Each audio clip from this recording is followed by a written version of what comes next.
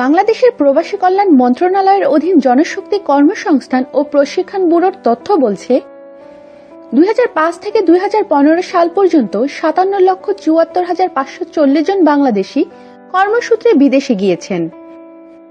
কুমিল্লা সবচেয়ে বেশি গেছে এই জেলা থেকে।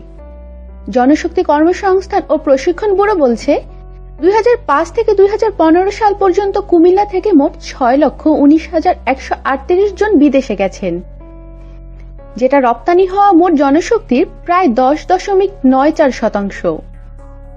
চট্টগ্রাম সংখ্যা 5,41,709, শতাংশের হিসাব 9.57। ব্রাহ্মণবাড়িয়া সংখ্যা 2,95,381, শতাংশের হিসাব 5.22।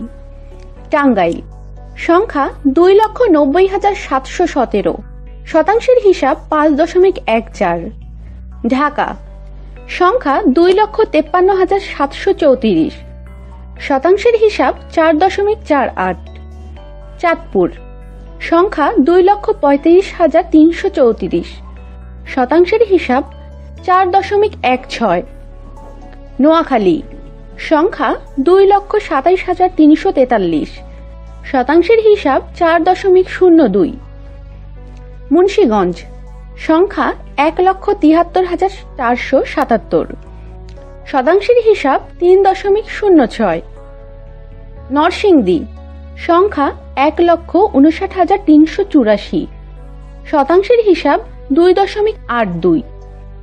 ফেনী সংখ্যা 1,56,199, শতাংশের হিসাব 2.76। আমাদের সাথেই থাকুন আর সাবস্ক্রাইব করুন।